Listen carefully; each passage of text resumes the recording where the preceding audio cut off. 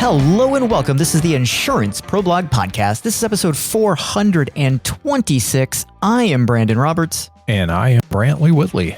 And you are listening to the internet's favorite podcast about life insurance. A long and distinguished list. Life insurance, life advice, things you don't want us to talk about. We tend to hit them all. We're good at that. That's one of the things that we do. You said we're good at it. I think there are people who would argue, but in any event. In our own minds, we're really good at it. There you go. I forgot to preface it. Yes. Today we came to tell you about annuities. We don't know if you've heard about them. We've never talked about them before. So Nope. You know, it's funny. You made a joke last week about we don't want to say the same thing twice. And it kind of like that, I'll admit that kind of went over my head at first. And afterwards I was like, oh, now I know what the running inside joke is about. So delayed reaction, twice, week late. When I say twice, I mean 10 times. At least. Yeah, exactly. So I don't know if you've heard, but modern retirement, which we'll define as retirement being done by baby boomers, has largely been declared a big success. By whom? People in the media. Oh, okay. Now, let's clarify that success is a very low bar in the sense that there aren't people begging in the streets. So that's kind of that's the manifestation of success here. Yeah, we don't have to look at how poor they are. So right. So it must be a resounding success. Yeah, it's a success in the sense that we're not seeing the blood in the streets that a lot of people had predicted if we go back like 20 years ago. Right. And there were a lot of doom and gloom stories back then. And 2008 was a trying time where we started to really rattle the confidence of what I would call kind of the new order of retirement at the time, which was this shift away from pensioners and into people who were part of defined contribution plans, most notably 401ks. Right. Yep. Now, the issue, though, if you look at what's going on today and try to say, all right, we don't have the widespread panic and ire and such, so must be the 401k plan ultimately worked. There's not a lot of data that backs that up. No, there's data to the contrary. And I mean, we talked about... There is plenty of data to the contrary. We talked, I don't remember if it was last week or the week before, about how people are very reluctant to spend their retirement money after they're retired. So we did talk about that. That doesn't episode sound 423. Like a success necessarily. No, it doesn't. And we also start to look a little deeper into the data here. And what we find is that a lot of baby boomers are covered by pensions. Yep. In fact, when baby boomers started retiring, about 50% of them belonged to a pension plan at some point and were going to receive pension benefits in retirement. Right. We're now down to about 25% of retiring baby boomers were at one time or are fully a pension participant.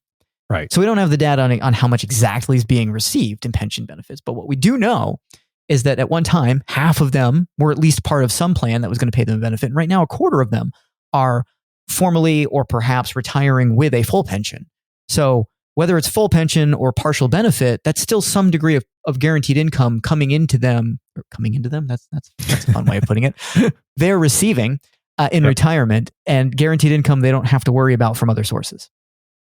Right. And that's a whole lot more than will be the case for the up and coming Gen X, and after that Gen Y, and et cetera, et cetera.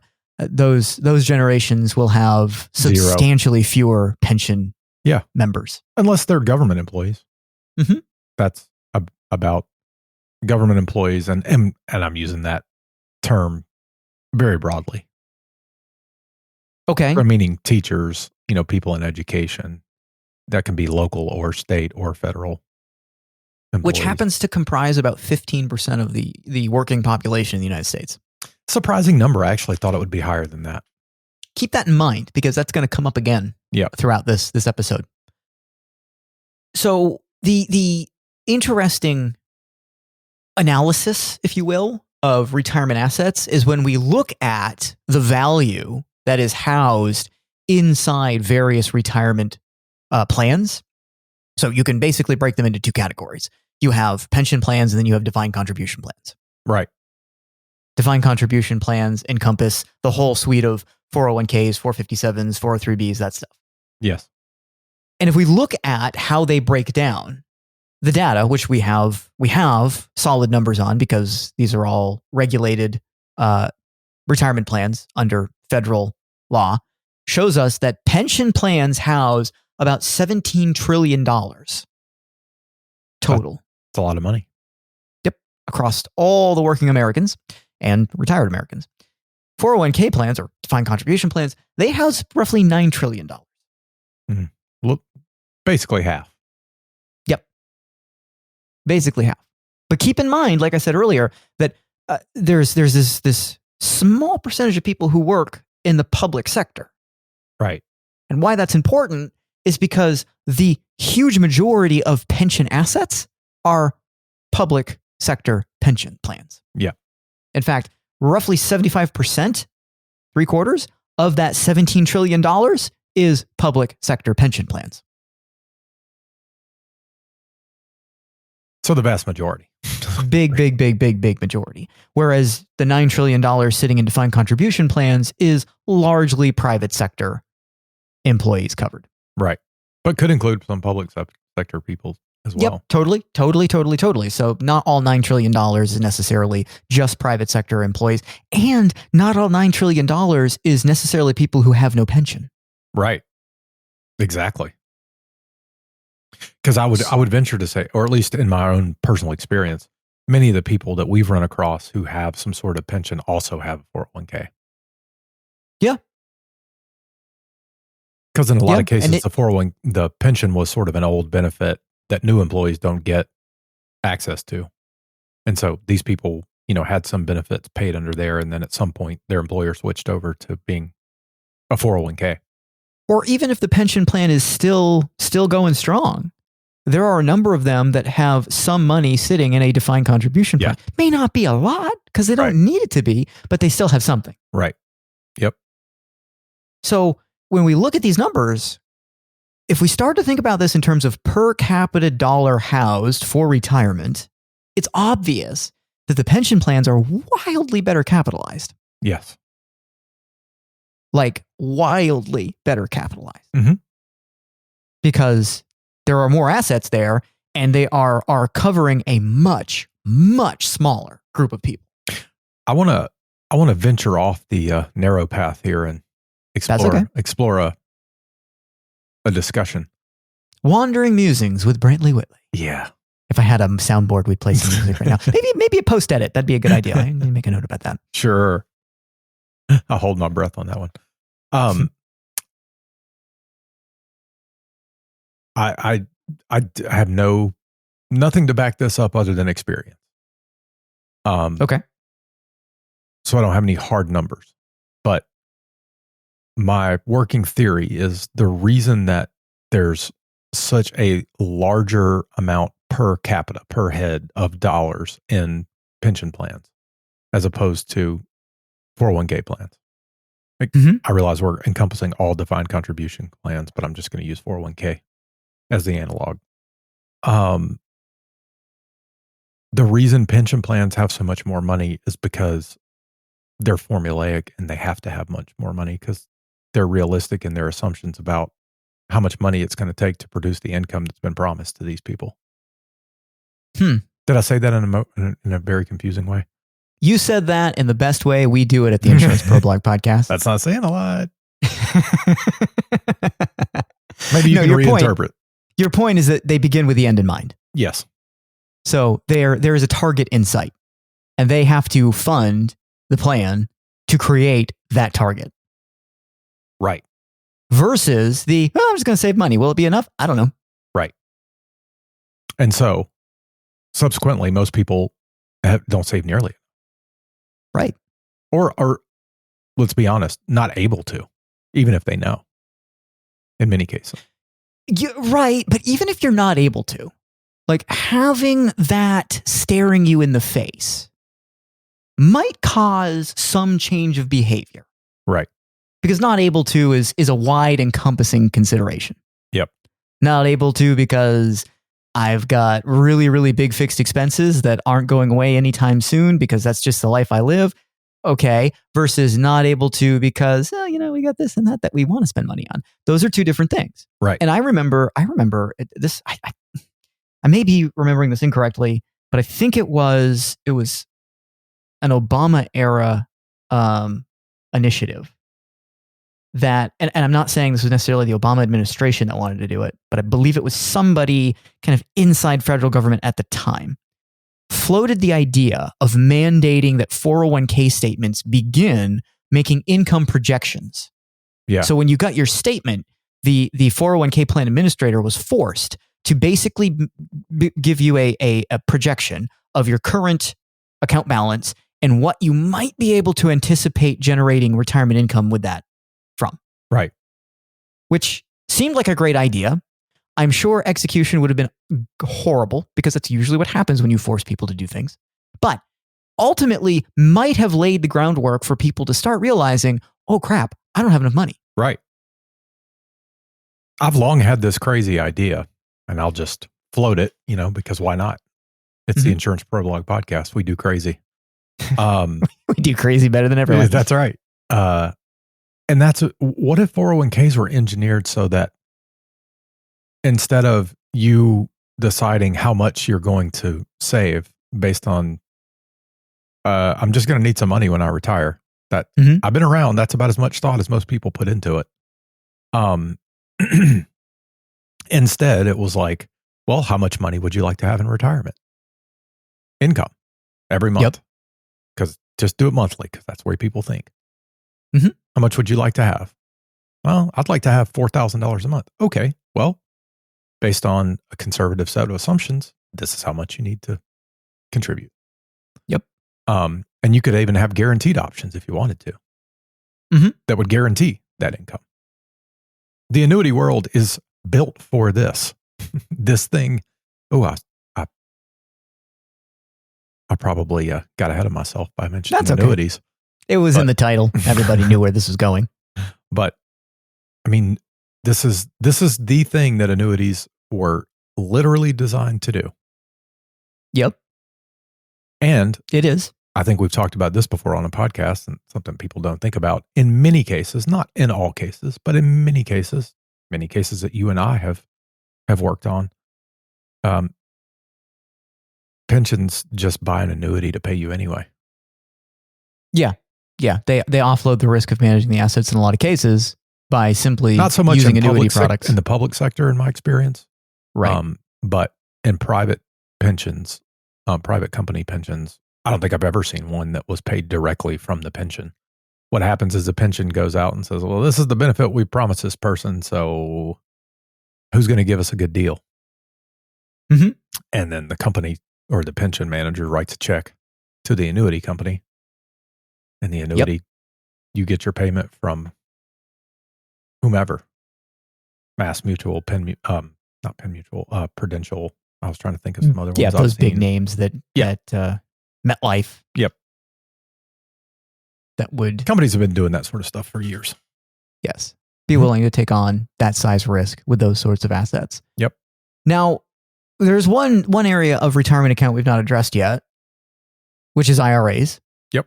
That data isn't as solidly reliable as defined contribution pension plans because we don't have federal filings that have to take place with IRAs. We have to estimate what those balances are. But the estimation is around $11 trillion.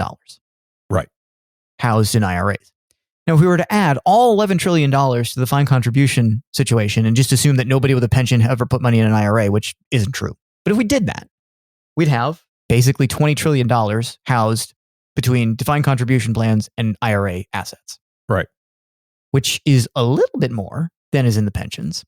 But again, we're also talking about a substantially larger group of people. The numbers just got smaller instead of larger, actually. Yep.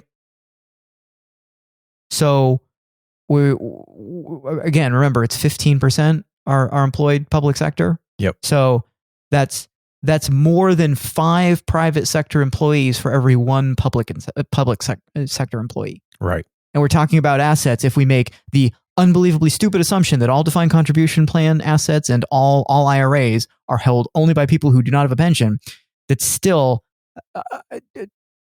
a tiny percentage more assets than just sits in pensions anyway. Yes. And we're talking about a ratio that's more than 5 to 1 in terms of the numbers of individuals. Yep. Not good. If you're still following along and you haven't missed your exit, congratulations. And if your head is spinning from the numbers, welcome to the Insurance Pro Blog Podcast. It's what we do. That's right. Now, the capitalization of retirement's already looking pretty bad. Mm-hmm. But there's other things that we know stylistically, attitudinally about Americans that brings up some other very big, scary problems with all of this. And that's the fact that we know, because we covered this very recently, episodes 422 and 423, if you want to go back and get into the deeper discussion about this. Americans in general hate the prospect of selling their accumulated assets for the goal of creating retirement income. Right. They do not like it, they do not do it, and they certainly don't do it in the numbers that are generally recommended. Right. Right. Yep. It's hard to, when I first read that weeks ago, that was shocking to me, but I thought of it, spent some time thinking about it, contemplating why that would be. And I honestly think it's just a behavioral thing. It's just, okay. We don't, culturally, we don't accumulate money to use to pay for our life. We work to generate income to pay for our life, and we save some of that money. So now at retirement, it requires a complete paradigm shift. Yep. And now we're going to sell things to generate money, to live on. Like, you're intentionally going to spend this money. And you and I know that is a very tall hurdle for many people to get over. It is. And compounding it, like the thought process is even more multifaceted and nuanced and complicated, because for a number of people, they start to look at the balance of their 401k, for example, and there's kind of a warm and fuzzies to it, right? They feel a little special about how much money they have accumulated. Right. Now you're going to tell them, spend it. Like, deflate the number. That thing that makes you feel good about yourself, get rid of it. Right. Good luck with that. Mm-hmm. They don't like it. I have watched a lot of retirees resist to an unhealthy level spending money because, it's going to drop me below that $500,000 or that $1 million mark that I finally got to, and I don't want to do that. Yep. Now, why is it important to hold on to that much money? It isn't. There's no reason. I just arbitrarily assigned it significance. But I don't want to go below that. And that's a difficult one for people to get around. And I know there's a number of people working right now listening to this going, that's dumb. I'll never do that. Try it when you get there. It requires a different mentality. It does. And again, referencing the podcast from a couple weeks ago, specifically 423 in this case, where we brought up the data that showed Americans are totally okay spending guaranteed income. Yep. So you give them Social Security income, you give them pension income, you give them annuity income, whatever, fine. I'll take it and I'll go spend it. Mm-hmm. And that, to me, based on this data and, a little bit of bias from just observing people over the years, which is anecdotal, I get it. That is what largely leads success in retirement. Yep. Because that, and I really think it has been the preponderance of of pensions for retirees because they're old, people who are retired now are old enough to have worked at a time when pensions were far more common, that they at least are a member of some pension. It may have been defunct years ago, but they're receiving $500, $1,500, whatever it is, dollars every month from this old pension plan. And that's $500 they don't have to come up with elsewhere. Right. Put on top of their $2,500 a month Social Security income. Right. And there's a lot of other things for the boomer generation in particular that went pretty well, like housing and the boom of the stock market for the tech buildup. I get that the last decade was the last decade, but there's still there was a lot of wealth created at that time. So if you were part of a 401k, you benefited immensely. And that puts them in a place where their expenses are relatively modest by the time they get to retirement. They can cover a huge percentage of it with things like Social Security and what pension benefit they do have. And the selling of assets isn't really a big piece of it. And what's funny about this, again, anecdotal, is for the ones in that position who don't have a lot of expense needs that they meet with their 401k assets, they still struggle a lot to figure that out. Yep. Very much so. You know, I was thinking about the people that we know who are receiving income payments from annuities. Yep.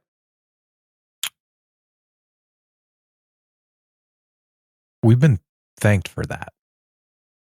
There's not a lot of verbal gratitude that comes our way. I mean, there's some, and I'm not fishing for it at all.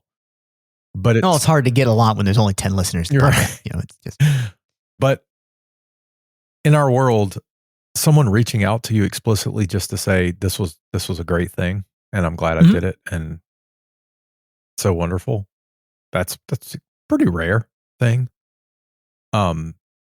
And people who, and I'm not talking about people who just own annuities. These are people who are receiving income payments from their annuities. Yeah, they're very happy with it. In other words, they're not worrying about, man, I think I probably could have done better if I did X, Y, or Z.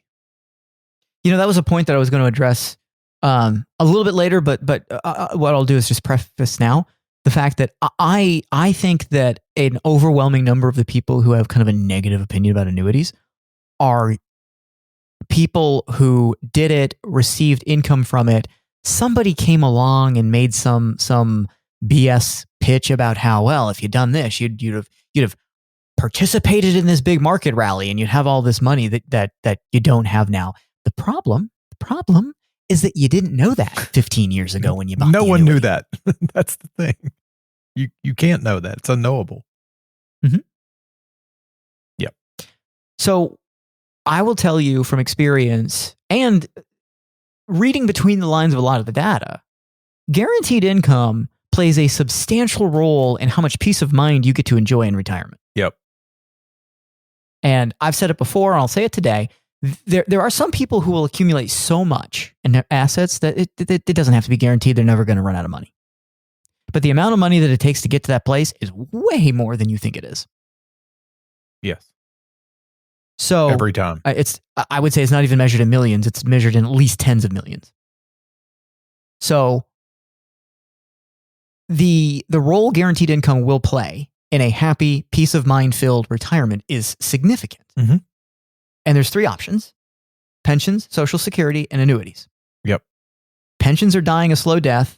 Social Security is staring the reality of insolvency right in the face in the not too distant future. And so the likelihood that either one of those... And spitting at it. Like, we're not going to do anything. There's that. But that also means that neither one of those two options are going to suddenly wake up tomorrow and turn around and suddenly become the mega guaranteed income option for Gen X. Right. Which means annuities are the only game left in town. Right. And what's baffling about annuities to me, and this is something that I speak from the vantage point of experience through these years, there's a number of people who have had opinions about annuities, and they have steered people away from them.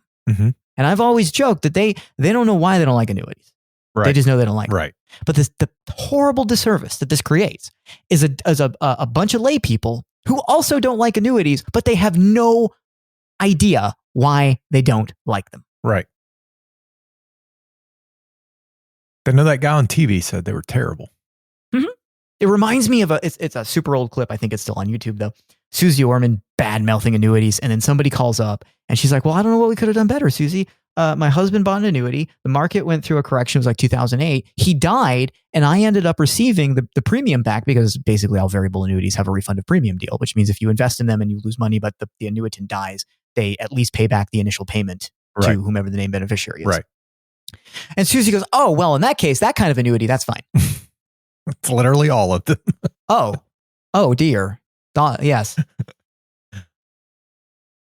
But it's such and I think what happens a lot of the time is people who want to dispense financial advice are generally DIYers. Yeah, because there's only people interested in talking about it. Yeah, the only people who care. The only people who care. They're pretty okay trying to manage their own assets and even okay until they get there with the prospect of generating their own income from their assets.